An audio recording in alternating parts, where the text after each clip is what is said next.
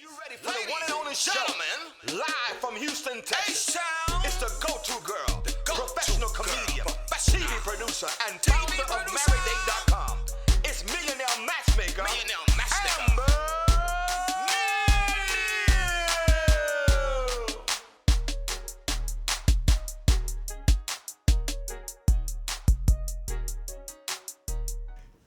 Hey guys, welcome to the Amber Neal Show, the Matchmaker Hotline. It is going to be a great show for you today. Man, with so much going on in the world, it is so, we're so ready for real. We're so tired of deception. So today we've got a very special guest coming on the show to help us kind of talk about some of the signs of deception so you can navigate this in your relationships, at work, everywhere you go. And before we jump all the way in, let me go ahead and welcome in my co-host. Y'all know how we do it here on FM Fridays. We got the most in-demand DJ in the business. Hollywood called him yesterday to get his opinion on an up-and-coming artist and what was missing. I mean, he is in the mix, right? He is, and of course, they're not paying me to say who, but he is getting paid by some of the biggest companies out here, and he is going to rock your part of your event too. And he's also my co-host, guys, here on the Amber Neal Show. Y'all give it up for DJ Houston. What's up? Hey, yeah. It's Friday. Yeah. Oh, wait. Is it? Is it? It was like, it's a day of the week, and I don't know. Friday. But either way, it's a day of the week, so what's up? Yes. Oh. I love Fridays. Even though I work like all the time, I still, just something about it being Fridays is amazing, right? And y'all, I can't forget my other co-host, y'all. He is former NFL, part of the NFLPA, the Huddle Up Foundation, doing a lot of great community service and charitable events in the community. He is a best-selling author, Believe So You Can Achieve, and my Friday co-host. Y'all give it up for Ryan Yarborough. Hey, go Ryan. Oh, yeah, I don't know what day it is, guys. But it's okay. It's all right. I mean, Yeah, it's fine. I don't know. I mean, you know, it's a day of the week. That's all I know. Yeah. I was like, Whenever you're... See, here's the thing, guys. We're in syndication now. So you might be watching this on Boss Up Network. You might be watching this on Comcast Cable. Or you could be watching on A-Star TV, Facebook, YouTube, our website. Who knows? Facts. All we know is we're out and about and we're in effect. So whatever day and time you get this, lucky you. Okay. Our very special guest today, we brought all the way in from the sheriff's office. Whoop, whoop. Kind of scared, guys, but we're going to try. Whoop, whoop. Y'all got warrants? That's why I was like, if you got words, you better hide. Joe loves us. He's not going to arrest us today. Are you, Joe? Okay. No, he is a really good friend of mine. He is so sweet. Y'all know I'm an empath. I vibe on people, and I'm telling you, from the first time, before I even met him, I just checked him out, and I came across him by natural. He's got signs all over town. He was running for sheriff last year, and I just vibed on him, and I listened to him, and I watch what he posts and what he's about. He has my endorsement 1,000,000%. And so, without further ado, let me welcome on the show, guys, special guest, Deputy Sheriff Joe Danna. Ooh. Thank you very much. Go, Joe. Hey. Go, Joe. Yeah. All right. Welcome to the show, Joe, because you're amazing. You have done so much amazing stuff for the city, so we salute you. It has got to be a very hard time for anyone in the public service because you see so many people quitting because of just the things going on in the world, quitting because of the mandates that are being put in place by the state and the cities. So welcome to the Amber Neal Show. Tell us about Joe Danna and what's been going on in the last year with you running for the sheriff of Harris County. Well, I appreciate that, especially for having me on. Yes, we love Absolutely. You were something else. you here. That's what they all say. I did run for sheriff last November, 2020. Spent 3 years campaigning. Wow. We came in a very close second place. We won second. I never say I lost. We always win. We won second place. That's right. 7% increase, we would have been your next sheriff. Isn't that Your something? current sheriff of Harris County. Wow. It's a lot of work. Difficult times in law enforcement, as you can only As I can imagine. imagine, yeah. Yes. You mentioned, I think you mentioned a while ago, people losing jobs over maybe not getting the shot. You get the shot or you lose a job. Yeah. The sheriff department has not done that yet. Okay. Hopefully they don't. Right. But it's changing times. It really is. The police hate in the last 2 or 3 years has gone, as they call, viral. It's not good. Mm-hmm. It's not good. The very small percentage of bad cops need to stop, need to be found, need to get rid of. But it's a small percentage. You pick a number, whether it's 0.001 or 1%, 2, 4%, it needs to go. Amen. It needs to go. But there's a lot of good cops out there. And the respect, as you see, is not there. That's right. They've lost it. But you know, more importantly, they've lost it amongst themselves. Wow. They do not respect, the majority of them do not respect themselves anymore. The animosity, the jealousy, what goes on behind the scenes. People always mention that, man, you got a tough job, Joe. How do you do that? Well, you know what? The toughest part of the job is the command staff. Putting up with the inner operations of the department. And if you know officers yourself, deputies out there, you talk to them away from the public, and they'll tell you the same thing. Wow. That's got to be fixed. And it's not going to be fixed until you get a sheriff that's a true law enforcement officer. Yes. Okay? Not a politician. There's no room for politics in law enforcement. Right. And it seems like that is, and you know, it's funny how that kind of transition over. There's politics in pro sports. There's politics in the music world. There's politics in my world. And it's so crazy how much politics is the deciding factor when some things have nothing to do with that. You're here to enforce the law That's it. and not play career politician. That's right. Not, it's like, oh, let me elect my friends or let me endorse my friends no matter what they stand for. And I think in today's world, where we live in a society of misinformation, it is, people are desperate for the truth. What do you guys think? I absolutely agree. You know, people are desperate for the truth. We want to know what's going on. You know, we want to know how we can help fix it. I mean, honestly, you know, there's a lot of people that really want to help the police department and these changes. But the thing is it from the outside, as Joe was saying, you know, it looks like, you know, there's just so much. There's a small percentage of bad cops, but that's what all the public can see.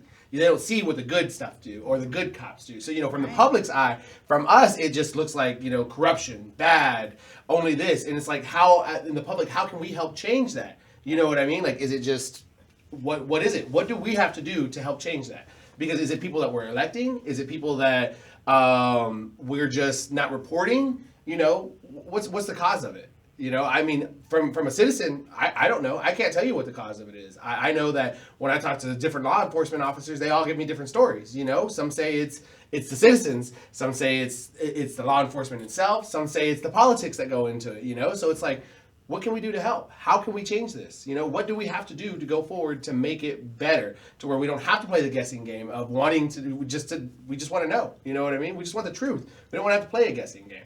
Yeah, and it's like, and this is what we want to do today, is show you guys how to know to endorse Joe, because he's going to educate you on those answers. What do you think, Ryan?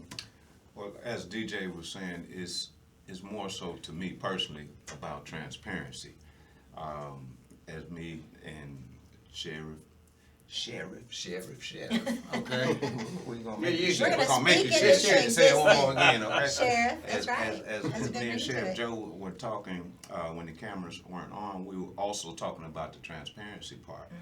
And when it comes down to it, as he was saying, whether it's point of a percentage, 1%, 2%, however many we need to get eradicated out of the system, because it's more so comes down to the system. But even bigger than the system, who makes the system? The people make the system, okay? It's a person. Just like you were saying, there's politics in DJing, there's politics in TV, comedy, there's politics in sports, there's politics in everything, and we need to get rid of some of the politics and get down to the nitty gritty, as my grandma and grandpa used to say, and my granddad. I'm saying grandpa, 'cause I've been down here in Texas too long. But Welcome. we need to. It comes down to the people. Bottom line, what I'm saying, it comes down to the people. And the more transparency there is, there'll be more understanding. Because just as I was having a speech, or not a speech, but a conversation with an officer yesterday, you know, we were talking about the same exact thing. Everybody in my former profession, football, is not bad or egotistical or anything like that. Every police officer isn't going around just looking to lock somebody up, okay? So it's good people and it's not so good people. And as officers, as Sheriff Joe was saying, we need to eradicate and get rid of the not good. Absolutely. I think a lot of it just starts with what you guys did yesterday, just having a conversation. Yeah. You know, understanding each other's Conversation. viewpoints and getting into talk to the people that you're actually trying to help and trying to change. You know, Joe, one of the things we're going to talk about now is we've got some of your solutions in mind. And we know that you have a clear-cut perception of what the public is really asking for at this time. And so let's go through that and talk about that. So let's start off with the first one. You say that what we really need right now is proactive policing. You want to touch on that? We do. We absolutely do. When's the last time you've seen proactive policing? When's the last time you've seen a TAC team go out there and actually do something to stop or curtail or reduce crime? It's not happening. At all. You know, matter of fact, a couple weeks ago, my best friend told me that somebody tried to steal her car right from in front of her house with an unmarked tow truck, had nothing on it. It was just somebody's truck with a tow attachment. And so I was like, luckily she walked out in time to catch him and he fled, right? So I was like, let me call HPD to just give them the heads up that there's somebody in the neighborhood, because her neighbor said that they tried to do the same thing to her. You know what HPD told me? You got to go to the website, try to fill out this form, and in about 15 days, we'll start sending an officer out there to go and patrol extra. And I'm just like, 15 days? What about tonight when he tries to come back? I was like, this is the biggest problem, you know? It's like, I'm telling you, you know, before something actually happens, before crime really happens, before somebody gets shot or murdered because they're trying to steal somebody's car, we're trying to tell you, and there's no response. Look how hard it was just for you to get your police report. Oh my goodness, don't you, right, you know, like that's a forever, and it's ridiculous. Matter of fact, I still haven't even gotten a detective signed to my case, and I got into a wreck on July 27th, you know, so and that is a huge problem, you know, and I'm like, why? Just why? This is what our taxes are supposed to be paying for, you know, why do we only need cops when there's a problem? Why can't we de-escalate the problem? Exactly. Be that proactive before there's a problem. You know, if there was people out there patrolling saying, okay, we know that there was lots of break-ins this week, there probably won't be as many break-ins. There'd probably be less people getting shot too, because people wouldn't take justice into their own hands. Exactly. Speaking of that, I saw a news conference the other day, and they said that Houston is halfway to Chicago's numbers of murder. 500 murders this year. What do you think is it because COVID and people are unemployed, or it just, everybody's so stressed out with you turn on the TV, you don't even want to leave your house. What do you think has caused Houston to now have so many shootings? It's just like out of the blue, you know? A lot of reasons. COVID is more of an excuse, okay? Yeah. It's always COVID. No, there's been bad guys around way before COVID, okay? But there's also been cops, there's also been deputy sheriffs that enjoyed what they were doing, that respected what they were doing, and the community respected them. They used to see that word sheriff, whether it's on a jacket or a car. Take a deep breath. Yeah. That's Harris County Sheriff Department, okay? That's what it's got to come back to. Amen. There's 250 of those cars that are stolen every day in Harris County. 200, an average, 250. Wow. So you can imagine what kind of system is set up to answer calls.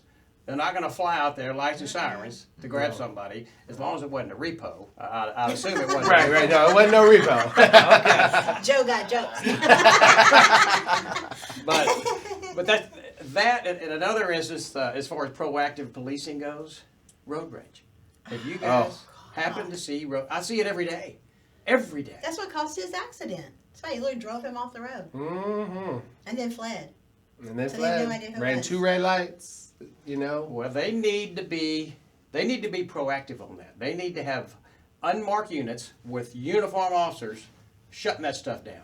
I agree. And they need to show that. That's part of the transparency. Yes. They need to put on TV, on their website, that, hey, we caught so-and-so, we caught so-and-so. None of that's happening right now. At all. Like, I know when they started that new construction for 610 and 59 right here, they still really don't have the lanes marked. So people are just literally taking the shoulder, going around it because they don't want to sit in traffic. You know, and so they're causing more accidents and more backup because people are trying to get on and they're over here in the center between both of them. Nobody wants, and I'm like, where are the cops for this? And there's people literally getting out of their cars, cussing people out, and I'm like, where's the cops for this? you're sitting up the road pulling somebody over going 65 instead of going over here dealing with the person that's got all the road rage that's causing a lot of these people to have these accidents, a lot of the shootings that have been going down like on I-10 because of road rage, because there's no policing around it. I mean, I drive down the highways so much in Houston every day because my jobs just take me all across. It's very rare when I see a cop on the highway. Very rare. I usually see them more in the suburbs or on the streets in between the neighborhoods. I never see them like patrolling the major roads. I hardly see them down Westheimer. I hardly see them down 59 or I-10 or even 610. I am on the highways a lot. Those streets in between neighborhoods are probably contract deputies. They're probably paid, extra jobs. Mm-hmm. See? And neighborhoods hire police called contract deputies to patrol their neighborhood. Over and above the taxes they pay for policing, they have to pay, or they make a decision to pay officers on an extra job to watch the neighborhood. That's what you're seeing. Wow, that is crazy. And one crazy thing that you were speaking about, Joe, is what's portrayed, by the media. And I have people in the media. I love the proactive people in the media, but they only show what they want you to see, or what they want us to see, which we all know, once again, is not all the way true. So by being proactive, part of that is getting the proactiveness out in the community where the community can see. Am I correct? Correct, 100%. You bet. We will create an advisory board, every month, if not more often. Every month we'll meet with a board, 20, 30 members of the community, and say, what do you guys need from the Sheriff's Department? Oh, I love that. That's what we're here for. Okay. Because they don't have a clue what they do, what they offer. Right. So an advisory board will listen to them. You're not going to learn anything by talking. You learn by listening. Amen. So you put an advisory board up there, you listen to these folks, give them what they need if we have the resources to do, and we do. It's unbelievable the wasted resources. As you mentioned, you got somebody writing a ticket for 65. Of course, they're getting yelled at for, why don't you catch a bank robber? We do writing it. Of course. So you can't please them all, but then you got to be transparent. Yeah. You've got, and you put it out there. That's the key. I understand they're putting the show Cops back on the air after all the Is that COVID. right? Everybody loves that show. Yeah. I was like, because I know they. Everybody loves that show. During 2020, I was watching just Cops and Live PD. And then the day they took it down, I was like, what am I going to do for the rest of this pandemic? Like, that was my action. Because, I do really appreciate a lot of our officers. You know what I mean? Because there are a lot of good officers out in this world. And like I said, unfortunately, media just portrays bad cops. You know what I mean? So shows like that, one of the reasons why I like it is because you really get to see, their side, especially when you watch like the ones that are like Live PD camps, that are coming straight from them. You get to see their side instead of just the side that of the bad guy's perspective or of the cameraman's perspective. You get to see everything because it's a body cam. So I really used to enjoy those shows, watching them. That's why when I was so upset when they pulled them off air, because I was like, they can still show so much good. Why would you pull them off air? It makes no sense. All right, we got to take a quick break, guys. But when we come back, we're going to continue talking because Joe has some really, really excellent plans that are very practical and very easy to execute. He just needs the opportunity to do it. So when we come back, we're going to finish talking with our special guest, Deputy Sheriff Joe Danna. We'll be right back after this. Maridate is for committed couples that are either engaged or married and would like to keep the dating in their marriage, fight for the family, and lower the divorce rate one couple at a time. We plan 30 to 50 events a month that include workshops, seminars, webinars, experts, and events all around town. This is for couples that want to develop friendships with other like-minded couples that take their marriage and vows seriously. We will also be offering premarital help so that you will not be a statistic. Would you and your partner like to take international vacations together with other couples and at group rates? When you are home, you will learn your city as you go to each new event. Your membership includes all of our locations. We take the guesswork out of creating, having, and keeping a strong marriage. Contact us today.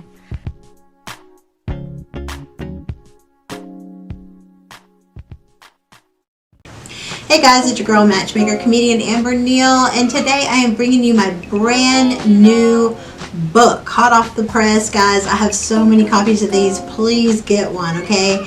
It is called How My Kitty Betrayed Me, and it's about the women's lib movement and how one thing they don't tell you is, yes, we want money, education, and rights like men, but one thing that the women's rights movement doesn't explain to you is how we're still women. We still attach. We release a chemical in our brain that attaches us to every single person we have sex with. It's called soul ties. And one thing I can tell you that will keep you from your God-given purpose, let your kitty betray you when you get distracted, okay? All I'm trying to say is, you know, we want all the same rights as men, but at the end of the day, picking your partner is the most important decision you'll ever make. And so I challenge you to get a copy of my book today so that you can learn from my mistakes that I made, thinking that, hey, if men can do it, so can we. But trust and believe, after being a single parent for 25 years, your kitty betrayed you, okay? Get your copy today, amberneal.com. Or more information, go to Amber Neal Show on Facebook. Get your copy. I'll be glad to autograph it and send it out to you today.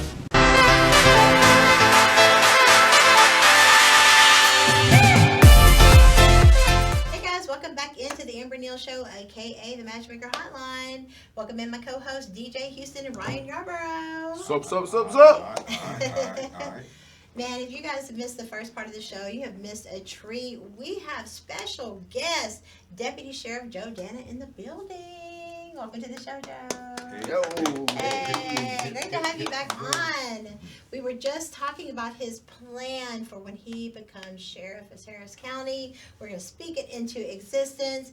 And we started off with his talking points. The first one is proactive policing, and he has a plan to create an advisory board of citizens to meet monthly to really find out what do we want as citizens in Harris County.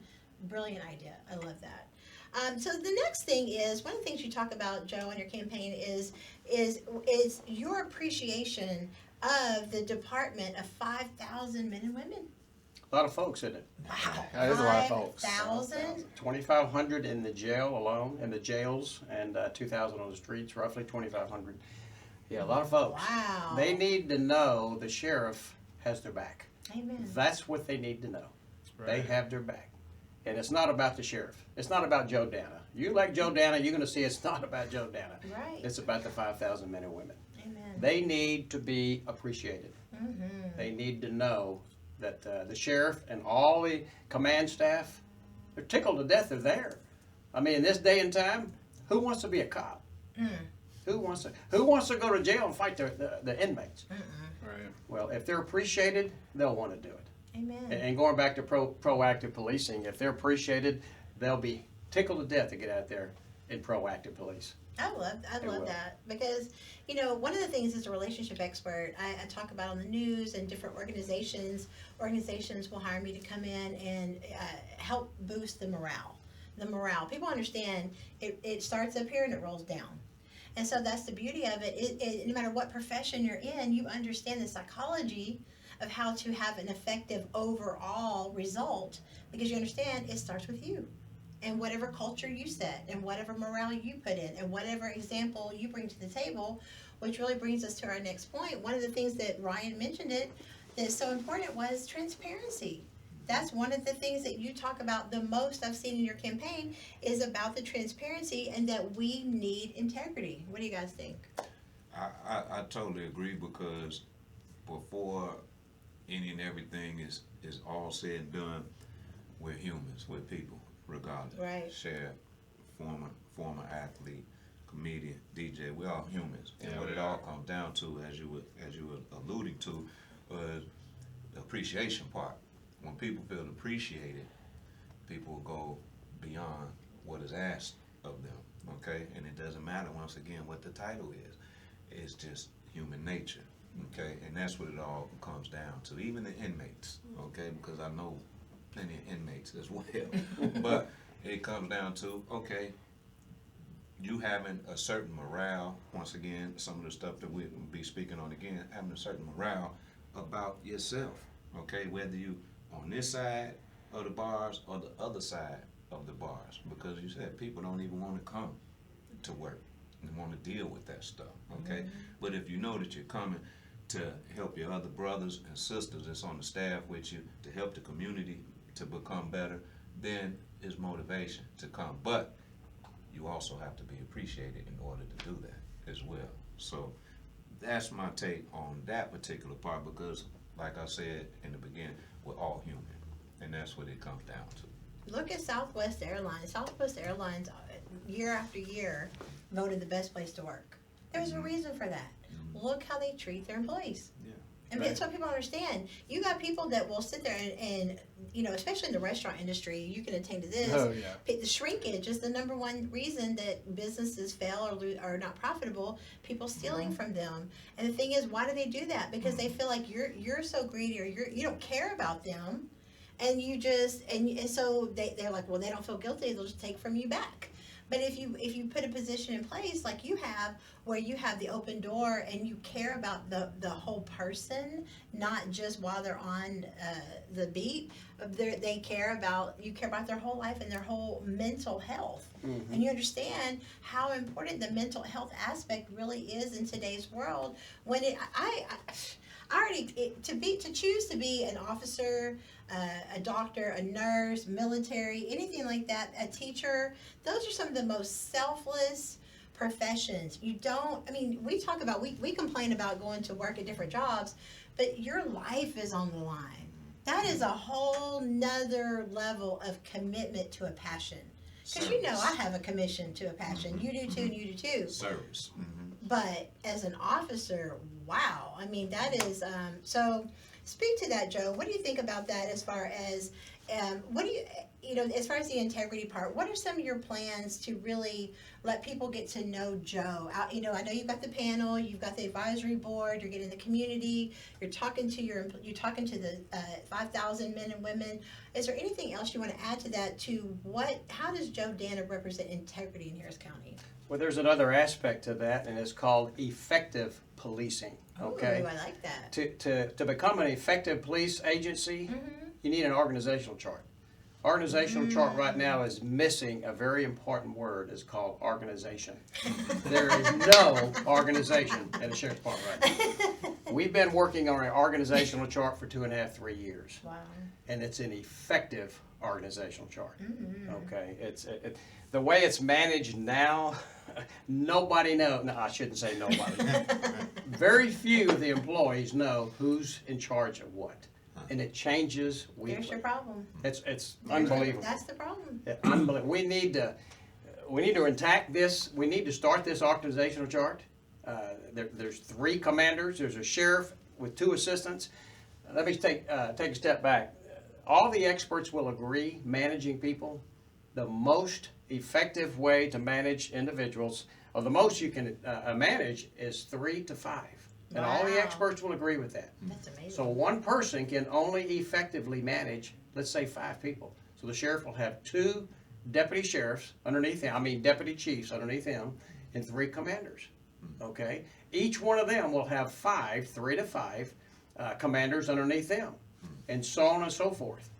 That's effective policing. Yeah, I like that. And you put the people in there that know their business the best. That's the job of a manager, of a leader. That's right. Okay, pick the right people for the right jobs. That's right. They don't have to be kin to them. They don't have to have friends grew up. No, you go find the right people for the right job. Right.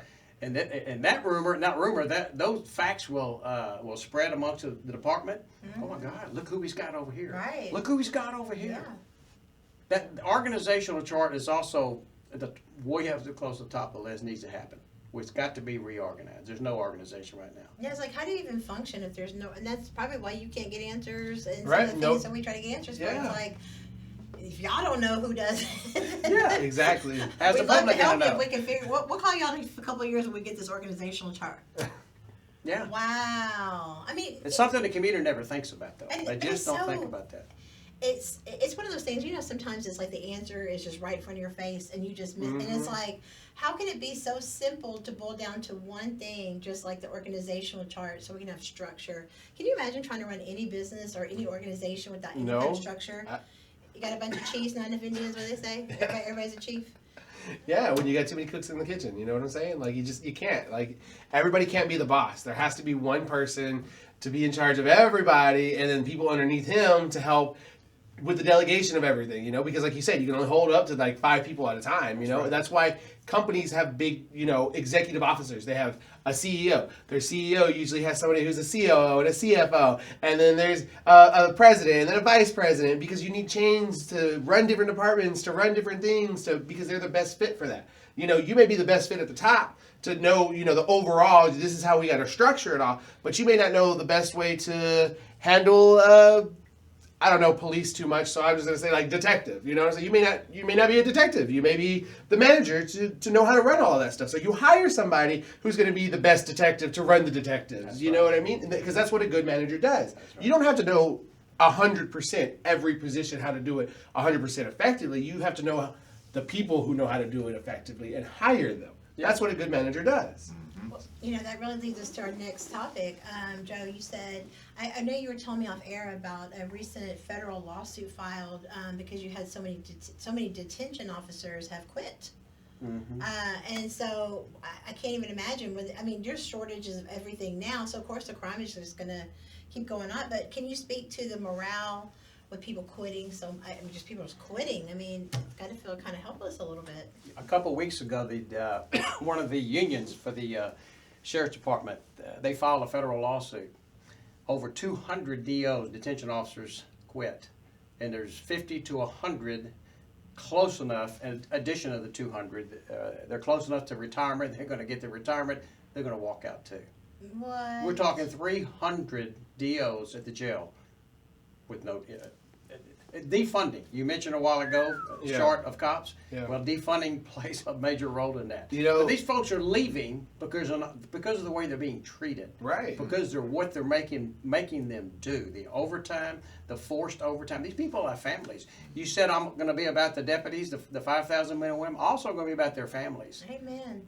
You know, these people go home to families, most of them. That's right. So I'm all about them, their security, and their families. And that's what I'm saying. You care about the whole person, not just what they do at work. Right. Yeah, that's right. You know, and so back to what he was saying about the defunding, because, you know, it's actually literally just yesterday I was having this conversation. I believe it was with you, but it could have been with somebody else. But I was just saying about how, you know, people voted so much to defund the police, but then, you know, they don't really realize what they were really taking away from the officers, because now we have to have less officers on the street because they don't have the budget for it. The ones that are on the streets are usually so overworked because there's so many calls per second that they can only handle, they have to prioritize which call can I go to first. Do I go to the car accident over here, or do I go to the murder victim over here? You know, what do I do? Like, so defunding the police, like, yeah, I get, you know, like, there was some upside to it, but then there's a lot of downside that nobody really thought about, because I'm like, now it takes a cop about an hour to get out to your 911 call if you need them. You know what I mean? Obviously, depending on what your 911 call is, because again, it's about them prioritizing which one comes first. Before the defund, I could call 911, and generally speaking, within 5 minutes, I'm going to have a cop there, because we had cops on every corner because we had a budget for it. Now there's no budget for it. What do? You got to cut it somewhere, so you have to start with personnel. So if there's not enough cops to run things because there's not enough budget, of course there's going to be more crime and less things to do, you know? So that's something that I really feel like the public, we really messed that up. You know what I mean? We really, as the public, we need to take responsibility for that and help reverse that, because our officers do need funding. And it's not about getting brand new toys and guns and shiny stuff to show off. It's about being able to just pay the man hours that we have to have for cops. People don't realize there's 24 hours in a day. Cops don't stop. They got to go 24 hours a day. You got to find enough staff to do that. It's hard enough to find somebody to work an overnight shift as it is. So generally speaking, across the board, anyone who works an overnight shift knows that they get paid extra because it's a shift nobody ever wants to do. So then if you take away that funding to incentivize people to work that night shift, you know what I mean? Nobody's going to want to work that night shift. So then what do you do? What do you do? It's just like if you go to a McDonald's and all the fry cooks walk out, you got one manager left. The manager can't be the fry cook, the cashier, the drive-through person. He can't do it all by himself. He just can't. You need funding to be able to have everything that we need to keep us safe. Now, there are some things that I did agree with the defunding. Like, I do agree that cops don't need so many lethal weapons. I feel like if you bring a gun, you're more like, people who carry guns are more likely to get shot than people who don't carry guns. I'm just saying. So I feel like if cops had less lethal ways to do things, there'd probably be less shootings, less death. You know what I mean? So I did see the where they were trying to go with the defunding. Like they were like, okay, well if we defund them, they can't have all these weapons to come against us. That's where you're wrong though, because they already got the weapons. You know what I mean? They're not going to go nowhere. They're there. They needed the money for other things. I think it's too also that and the weapons. You know, I'm from Texas, so I love guns. So I think that you want to be able to protect yourself. You're in a very dangerous profession, right? But to me, it's more about that education of we don't have to go straight to deadly force. Right. We don't have to go that way. And then, Ryan, too, with everything going on with ever since George Floyd, and I mean, just countless victims of being murdered, and you see all the scandals with all the corruption going on. And that's one of the things that people want to talk about, is the real life issues, not just we can take away guns, but if you look at Cain and Abel, you don't need a gun to kill somebody. You can pick up a rock. Right. You can weaponize. I can weaponize this coke can if I hit you hard enough with Absolutely. it. So I don't even know if it's about the weapons as for me as much as it's about the education on we don't have to go there first. What do you think, Joe? Everybody's got an opinion. Amen. Everybody's got an opinion. The defunding, I did not agree with that. Yeah. Because they didn't attack it in the right direction. Mm-hmm. Right. Their defunding meaning, one definition is they want to send, I say they, the politicians of these cities in Texas, they want to send social workers to CFS calls for service. Really? Yep. The dispatcher is going to talk to them, communicate with them. Okay, tell me what's going on. Tell me exactly. No weapons involved. No, but my husband's screaming at me. He's fixing to hit. Hang on. They're going to make a decision on whether to send a social worker out there. Oh So that's my defunding the God. police. So the police can go take care of an active other shooter. or- Exactly, of other things, which it's not a good thing, because how are you going to send an untrained, because people who aren't trained to react in a situation under high stress can mess it all up, because as officers, y'all get trained to First de-escalate. Exactly. Yeah. To not react, but to sit here and think about what's happening, you know.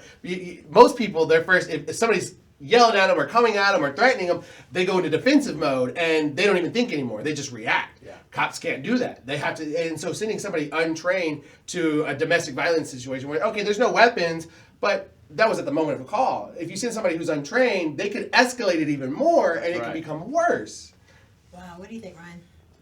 Well, I'm in agreement with a lot of things that's going on, but as far as the defunding part, how I feel about that is that we all have to take part in what's going on in the community. It's not 100% on the sheriffs, not 100% on the police.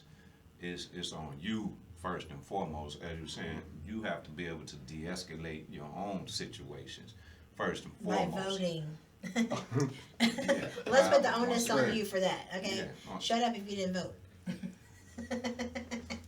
All right. So, however you feel about what you need to do when it comes to helping the police, and just like the reciprocal effect, the police coming out and being able to communicate. The bottom line is the communication. You don't see police, as you were saying. My grandfather owned a gas station in Chicago back in the 60s and the 70s. And when I used to go down there as a child, I used to see the police officers. They used to come there, okay? And not the politicians, as we're going to talk about in a moment, but the real live police officers and the real live sheriffs. They used to talk to me, okay? And not just because my grandfather owned a gas station, but I can go outside of the community as well and know some of the police officers and some of the sheriffs and some of the sergeants that lived in the neighborhood because they had hands on. They used to come out and they used to come see you, come talk to you. They knew. They actually had programs for the kids. A lot of police officers and sheriffs and things like that had programs for the kids to do something, okay? So when it comes to that, if we're going to defund certain things, take away weapons, things of that nature, we always need to replace it with something. That's a lot of the reasons why right now things are going on, because people feel as if, and which it is, there's not a whole lot for the people to do, okay? From the kids on up, whether it's jobs, whether it's whatever programs, community programs, whatever. We need to get the community back together, and that's where everything starts off at, is communication and community. Because if your community don't allow you to have guns or don't allow you to do certain things, it's not gonna happen. Yeah, how you know, effective because can you be? because we enforce our policies on one another. That's where I come from. Okay, that's where I come from. Each one teach one. Now, one of the questions, this is kind of off subject, not really off subject, but it's just, I want to get your opinion on this, Joe. What do you think about the recent law passed to where now you don't even have to have a permit to open carry? You can just, anybody can carry. Now, you still have to get approved through a background check to go get a gun unless it's at like a trade show or something. Right. But outside of that, what's your perception, what from the police side of that, what is, that's, I think if I was an officer, I'd be a little freaked out. Because I'm a little freaked out just as a citizen, that anybody can just carry a gun, anybody can just have a gun, and just anybody can just, it's Wild West again. What do you think about that? Well, first of all, it's not everybody. Okay, There's certain standards. You gotta be Okay. 21. okay, You cannot be a felon, convicted felon. okay, Okay. You Mhm. cannot be certified as a judge as a mental patient. Right. Okay. A mental background. So not everybody can have one. okay, good. Okay. It's called constitutional carry. It's Mhm. actually technically permitless Okay, license. I don't want to go too deep into not it. too deep, I'm just curious. I don't. Yeah, because the training. First thing people ask me, Joe, these guys don't need training. Well, to get an LTC, which was the permit, and it's still around, and I would suggest getting an LTC, license to carry. Yeah, Only 4 hours of training. What are you going to learn in 4 hours how to shoot a Right. gun? I mean, difference between 4 hours and none. Now, I certainly recommend training. Training once a week, yeah, twice a month, once Yeah. a month, something. But a lot of people hear that, they say, everybody's going to be carrying a gun. Well, they said the same thing when they legalized open carry. Mm-hmm. They said it's going to be the Wild West. Everybody's going to be shooting. I've seen 2 people, I think it's been legal 6 years, 7 years. yeah, I've seen 2 people open carry, which I don't agree with them open carrying Yeah. because you're a target. But Right. it's a constitutional right, but Yeah. there are some exemptions there. Like I said, you can't be a felony. A felon, a convicted felon, 21. You got to pass a background. Yeah. So it's not as bad as it's not as the scary mainstream as it media is sounds. making it Right. sound. And there's certain repercussions behind, or when you can use it and how you can. Oh yeah, well those have always been there. But once again, yeah, we say we want to get too deep into it right now. But yeah, it's not what most people think it is. It's Once not what the again. mainstream media is Right. trying to portray. And that's why I want to clarify that, because I know that we can't trust what the mainstream media tells us. So Never. that's why I just want to get the real life perspective from officer. What you know, you see, you know what's really going on with that. So we have a real life perspective of what's really going on. And also something to always remember this. The bad guys, they don't care. They don't care whether it's constitutional carry. They don't care whether it's LTC. They're gonna get guns. Yeah, Nobody ever talks about that. Just like nobody talks about the victims of crime. yeah. They're always talking about the cops or the people that are, the defendants that are in jail and letting them out with no bond. Nobody talks about the victims anymore. That's right. Right. But That's right. but carrying a gun, remember they don't care. If you're a bad guy, you're gonna get a gun. Somebody did a Right. visual the other for it was specifically, I saw it on Isaiah Carey on Fox was talking about he was doing like a candlelight vigil for the victims of the 500 murders this year, and he's like, if you had a loved one that was a victim, and I think that's why we all live in Texas, because we all like to protect ourselves here, and I think it's good with education and training and just education on how to use a gun and how to be safe and what you should do in that situation, because people think that, I'll just get it and I'll use it, but what year was, I don't know, this is a long time ago, it's probably 25, 30 years ago. I remember they were trying to pass a bill, and the name of the bill was Criminals Don't Fear Unarmed Citizens. You remember that? That was back when you used to have to shoot somebody and you'd have to drag them in your house. And now I guess now you don't have to if they're on your property. I mean, can you clarify that? Is that Well, that's true. What's the That's truth? true. Well, the truth is you can't use deadly force unless you're in the imminent commission of serious bodily injury or death. Okay. Meaning, if somebody has a knife or a rock you mentioned a while ago, or Yeah. a gun pointed at you, if you're in the imminent commission, if you feel like your life is threatened, you can use deadly force.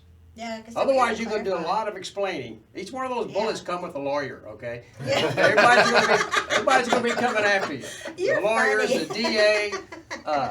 So you got to think about that. I think a lot of the road rage in Houston has been, I can remember getting off work by 6, 7 o'clock, the freeways were cleared back in the day, being a native Houstonian. So us natives, you're probably getting the shootings from the natives because we're not used to this many people. It's like a baby LA. I mean, there's traffic Sundays at 9 o'clock, weekdays. I mean, you can't ever get a break on the freeway. So y'all be safe out there. And, I definitely have had road rage myself sometimes. I like to honk at people.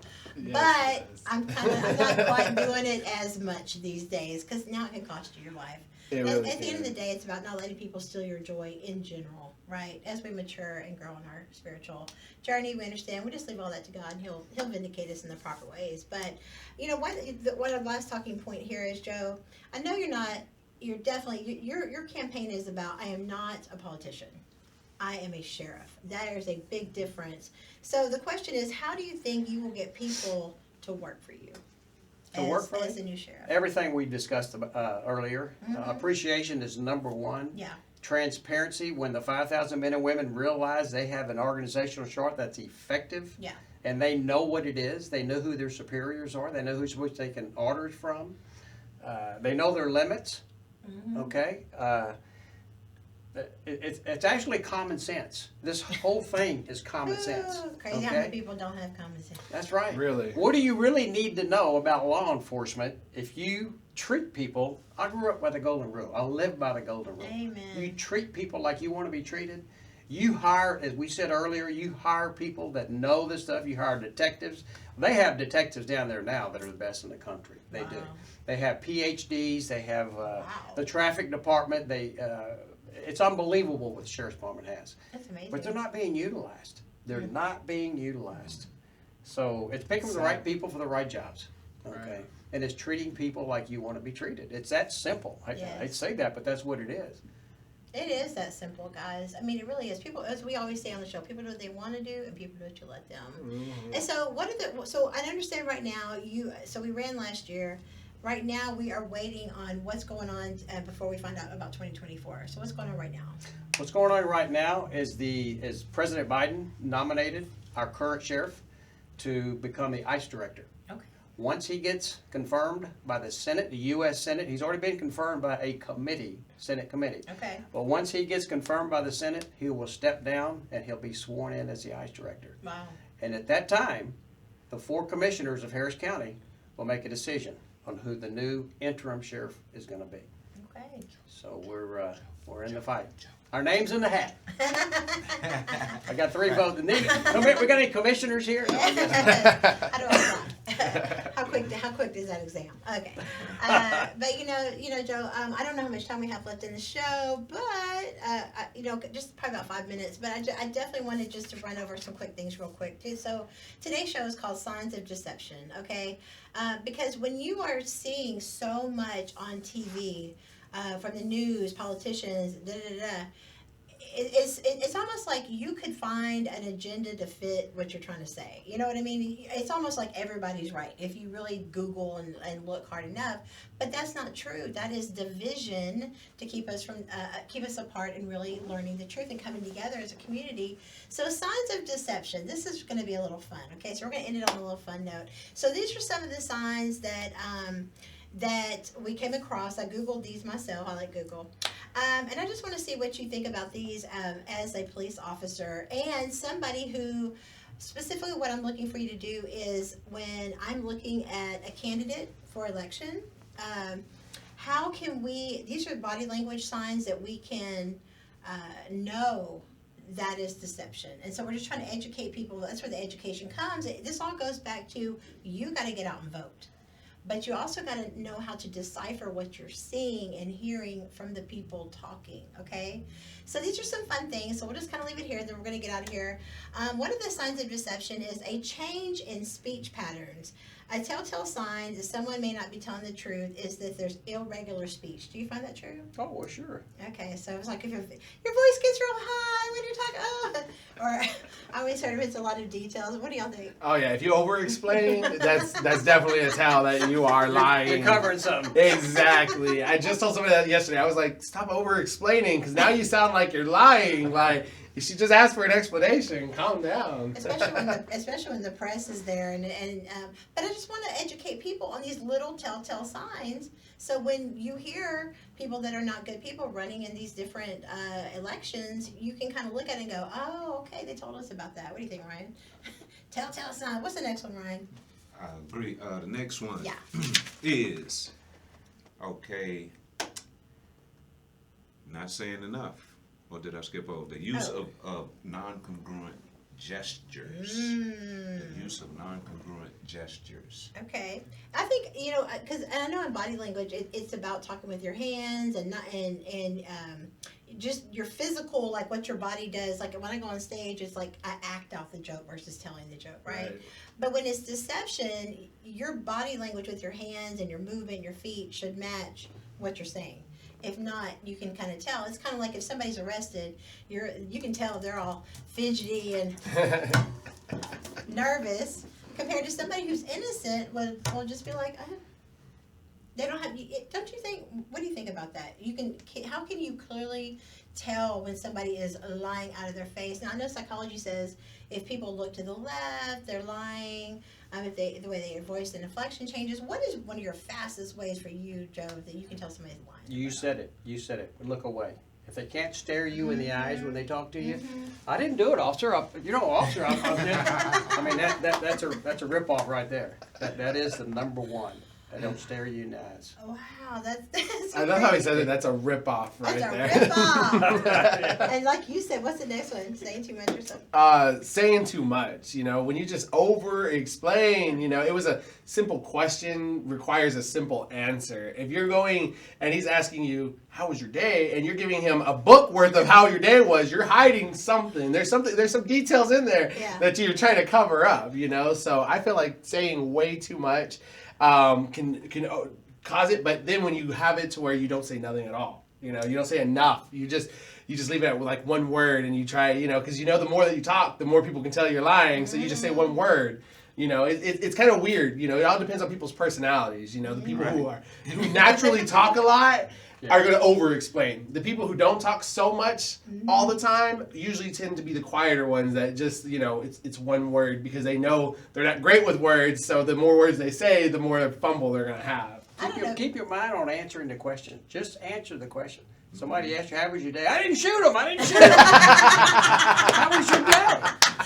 So just answer the question. I feel like that was an interrogation at one point. How was your day? I swear I didn't shoot him. It wasn't me. Of course not. Of course it wasn't. Then they'll begin to cover their eyes and cover their mouth. Okay, be like, oops, I messed up, right? Where's my lawyer? That's so funny because my thing, I'm like you. I have this thing about if I ask you a direct question and I'm staring you in the eyeballs, I'm more than likely already know the answer. I'm just going to give you a chance to see if you're going to try to BS me or not. There you go. So when you see somebody on TV, and especially at press conferences and things like that, and they're asking about this particular thing, and you get all the way around, but then it's still... they never answered your question. And then you're like, what in the world's going on? That is like one of the most deceptive things to watch out for is pay attention when they are asked a direct question and they go all the way around. They're either guilty or they're a politician or both. See? Okay? Answer the Don't question. go hand in hand. I'm just kidding. There's good politicians too. At least two. Sure there is. At least two. So what were you saying, Ryan? No, I just went past one of the other topics. That's okay. I just blended it into the other topic. Yeah. When somebody, as Joe was saying, how was your day? And he said, I didn't shoot anybody. Then they'll go, oh man, I messed up. So when they covering your hands or your face. Yeah, covering the, they hide. It's like, when you do the Like walk of shame, you're over here like this. Exactly. You're like. And Joe's like, I'm still looking at you. Still waiting on an answer. Didn't answer the question. Excessive. So the last one is excessive fidgeting. I mean, I'm just kind of like a hyper nervous person anyway, but I think when you are guilty of something truly serious, like felony level, you're probably going to fidget. I mean, there's just so much stuff going on out here, but You know, Joe, what is your last thing when we you know, we gotta get out of here, but we've really enjoyed you being on the show today. We really want to let everybody know what you stand for and let people know how to kind of scout out those signs of deception when they're dealing with people, because there's some great actors out here. You know, politicians, great actors, great people running for office. But what is the last thing you want to look into the camera and tell the voters when they get Joe Danna for sheriff? Tell them about Joe Danna for sheriff. If you elect Joe Danna for sheriff, and I hope you do, possibly next November, depending on what happens with the current sheriff, you will get 100% integrity, transparency. I will be transparent with you. The department will be transparent with you. And honest, you're going to see true honesty. You're going to see a true law enforcement officer running a sheriff's department and not a politician. That's the number one advantage you're going to have over me and anybody else running for sheriff. True integrity, true law enforcement officers.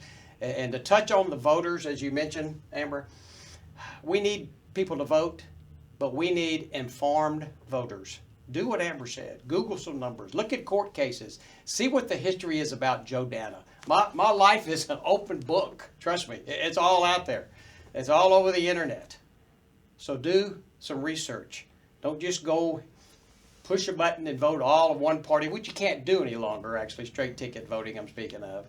But do your homework. We need informed voters electing our next sheriff of Harris County. And I certainly hope it rhymes with Joe Danna. Amen. Thanks so much for having me, though, Amber. We love Thank you, Ryan. And you know, guys, just because you've been a political affiliation your whole life, Google it. Google both. Like you said, there are public records out here that will tell you everything you need to know on both sides of the fence. Don't just vote the ticket you've always done because that's what your family's always done. Get informed and really get it out there. I'm telling you, really dig and Google. That everything is public information. So get educated before you just go vote the way you've always voted. Right, please. Find the best person for the job. And in today's world, your freedom depends on you making the right decisions, on putting the right people in office that still believe in our Constitution, that still believe in our rights. And that is what Joe Danna is about. And that's why he has my endorsement. So what do you guys say? We're going to get out of here, guys. I say I endorse Joe Danna too. Yay! So the show, you know what I'm saying? Like Joe for sheriff, Danna for sheriff, you know? Joe. No, what I appreciate about Joe is his transparency. And I can feel as if, just like I made a post the other day, I'm real into vibes, okay?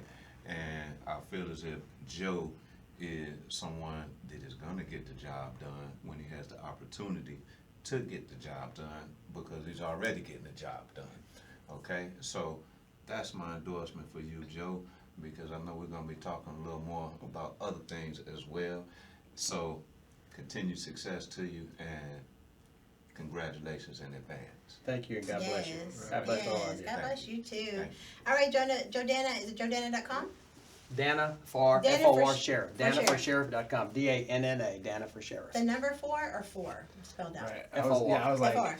DannaForSheriff.com. Guys, we will put that on your screen for more information. If you want to be involved, you want to get in there, maybe even be part of the advisory board that he's putting together, let us know. Reach out to us. We will definitely keep you guys abreast of what's going on with him becoming the new sheriff of Harris County.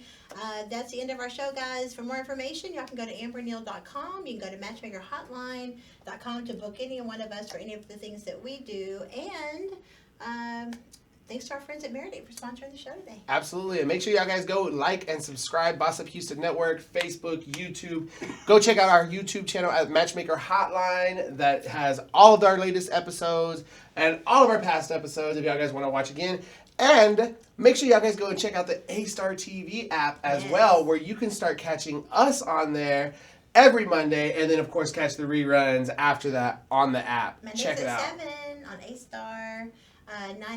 Fridays and Saturdays at 9 o'clock here on Boss Up, and then everything else is on the website. Ryan? Have a wonderful week, a wonderful rest of the day. And if you feel like reading something inspirational, go to yarborough16.com, and we'll see you next time. All right, guys. Y'all have a great week, and thanks again to Sheriff, we're speaking into existence, Sheriff Joe Danna. We'll see you guys next time here on the Amber Neal Show. Y'all take care. Maridate is for committed couples that are either engaged or married and would like to keep the dating in their marriage, fight for the family, and lower the divorce rate one couple at a time. We plan 30 to 50 events a month that include workshops, seminars, webinars, experts, and events all around town. This is for couples that want to develop friendships with other like-minded couples that take their marriage and vows seriously. We will also be offering premarital help so that you will not be a statistic. Would you and your partner like to take international vacations together with other couples and at group rates?